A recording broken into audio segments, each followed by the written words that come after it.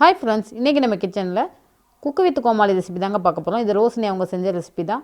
Malay chicken ரொம்ப சூப்பராக செஞ்சு அசத்திருந்தாங்க. இப்போ நம்ம கிச்சனில் இது எப்படி செய்கிறதுன்னு பார்க்கலாம் வாங்க. வெல்கம் டு யாஸ்முஜி கிச்சன். 1/2 கிலோ சிக்கனை நல்லா க்ளீன் பண்ணி எடுத்து வச்சுருக்கேன். இது கூட 1/2 டீஸ்பூன் உப்பு, 1 கப் அளவு கெட்டியான தயிர், 1 டீஸ்பூன் மிளகுத்தூள், 1 டீஸ்பூன் இஞ்சி பூண்டு விழுது, 1 டீஸ்பூன் ஜீரகத்தூள், ஒரு பாதி அளவு லெமனோட சாறையும் சேர்த்து இது எல்லாத்தையும் நல்லா மிக்ஸ் பண்ணி விட்டுறலாம். இது நல்லா மேரினேட் பண்ணி வச்சுட்டா தயிரில் சேர்த்து நம்ம மிக்ஸ் பண்ணி வைக்கிறதுனால சிக்கன் ரொம்ப சாஃப்டாக ரொம்ப சீக்கிரமே வெந்துடும்.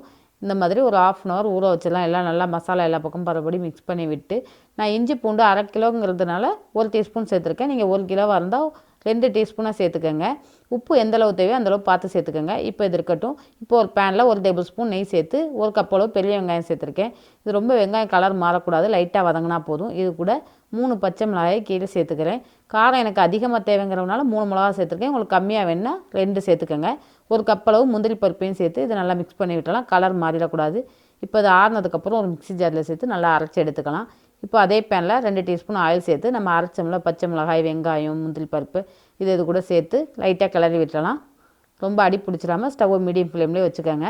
இப்போ இது கூட நம்ம மேரினேட் பண்ணி வச்சுருக்க சிக்கனையும் அப்படியே சேர்த்துடலாம். சேர்த்துட்டு நல்லா மிக்ஸ் பண்ணி விட்டுறலாம். கொஞ்சமாக அந்த தயிர் கூட தண்ணி கலந்தும் சேர்த்துக்கோங்க. சேர்த்துட்டு இப்போ இதை க்ளோஸ் பண்ணிவிட்டு ஸ்டவ்வை லோ ஃப்ளேமில் வச்சு ஒரு 10 நிமிஷம் வச்சிடலாம். 10 நிமிஷத்துக்கு அப்புறம் ஓப்பன் பண்ணி பார்க்க நம்ம தயிர் சேர்த்தோம்னால சிக்கன் நல்லா சாஃப்டாக வெந்து சூப்பராக வந்துருச்சு. இது கூட 1 டீஸ்பூன் ஃப்ரெஷ் க்ரீம் சேர்த்து கொஞ்சமாக கஸ்தூரி மேத்தியும் சேர்த்து இப்போ சர்வ் பண்ணிடலாம். ரொம்ப அட்டகாசமான டேஸ்ட்டில் சூப்பரான மலாய் சிக்கன் சூப்பராக ரெடி ஆயிடுச்சு. நம்ம ஃப்ரெஷ் க்ரீம் சேர்க்கறதுனால நல்லா ரிச்சான டேஸ்ட்டும் கிடைக்கும், ஒயிட் கலரும் நல்லா கிடைக்கும் பாருங்கள்.